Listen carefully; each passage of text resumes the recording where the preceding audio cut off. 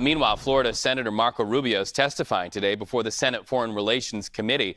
Now, keep in mind, he is Donald Trump's pick for Secretary of State. And as the news broke of that ceasefire deal in Gaza, the committee took a moment to acknowledge that accomplishment. Some breaking news playing out right there during the hearing. Let's watch. There's been a ceasefire announced in Gaza. Before we all celebrate, though, obviously we're all going to want to see how that executes. All involved deserve credit for the ceasefire that the chairman's just announced. But Steve Witkoff's been a critical component of it, and he has been involved in it from day one. I think the broader consideration about whether we want to see a Saudi-Israeli mutual recognition and relationship would be one of the most historic developments in the history of the region. For all the factors we've discussed here today, it would be, and one of the impediments to it has been this conflict and the ongoing conflict and the lack of a ceasefire. I also think it's going to be important for the Saudis and others to be participants in post-conflict stabilization efforts in Gaza and beyond.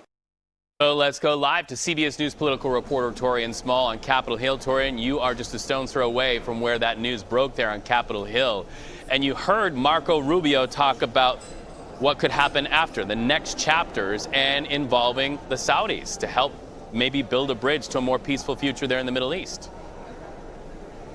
Yeah, Reed, a lot of real-time reaction from the Hill, especially during that hearing. Just an hour before that news broke in the committee hearing, there were protesters in there really voicing their concerns about the State Department, but ultimately protesting the war happening in Gaza. So it happens to be a coincidence that just an hour later, this news would break after they were escorted out of that hearing. But Rubio not just endorsing the Biden administration, but also making mention towards any inroads Donald Trump's influence could have had in this. We've also seen other Republicans like Senator John Cornyn of Texas come out and say he doesn't believe that it's a coincidence that this is happening now after Donald Trump repeatedly said on the campaign trail that hell would break loose if a hostage deal wasn't completed by the time he takes office. As you know, Reed, that's just a few days away. So the Trump team, a lot of Republicans on the Hill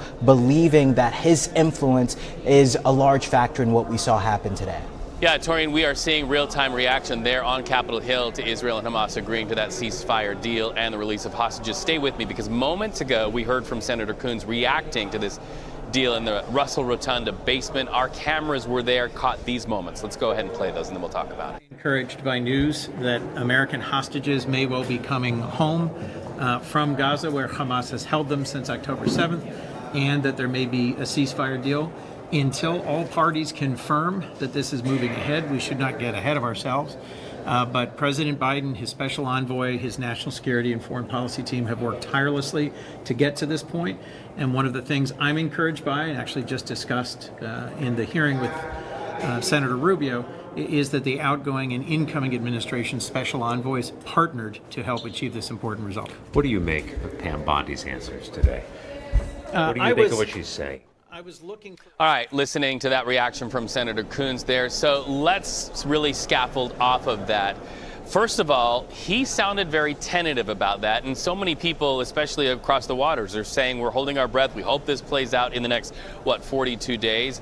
But he also was very clear to punctuate that this was a deal done not only with the Biden administration, but also in partnership with the incoming Trump administration.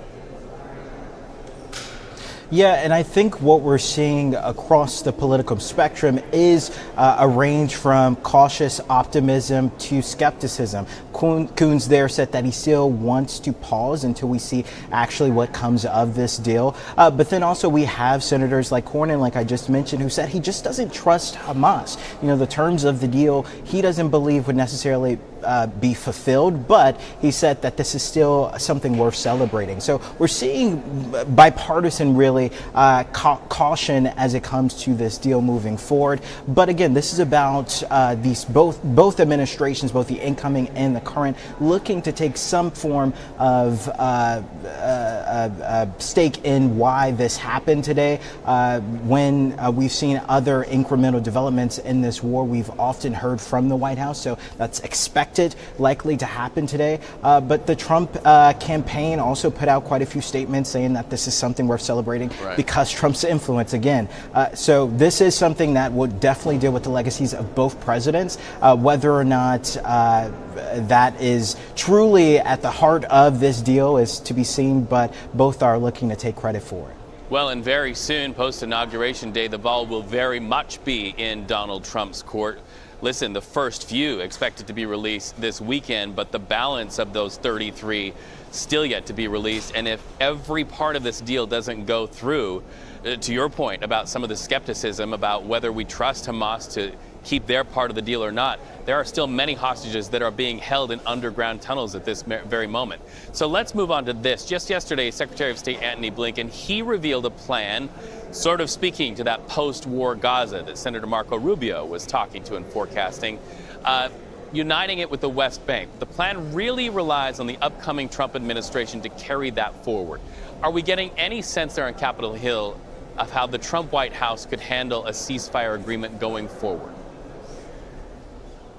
Not necessarily. There was often mentions during the confirmation here from Marco Rubio about the importance of working with the Saudi government to make sure that they are involved, especially in conflict or mediating any conflict that happens over there. He made it a key part of not just his opening statement, but in many questions that he was asked about it. So it's likely that they'll target strengthening those ties, the allyship between those two nations to ensure that that's a part of the game plan. But a lot of what we've seen Trump in his last administration, but also in the campaign, is leading from the bully pulpit. He's looked to really telegraph out to the world the strength behind America through often his words. He's been kind of more on the aggressive side when it comes to foreign relations. He's often had nicknames for adversaries to the U.S., not so kind nicknames, I should say. But this is Trump's style. He likes to take a more aggressive approach, showing instead of soft power, but this more harder influence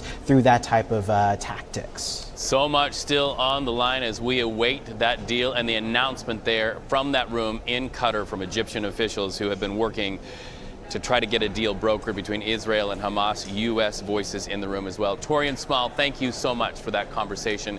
It continues here on CBS News 24/7 on the other side of a break. Stay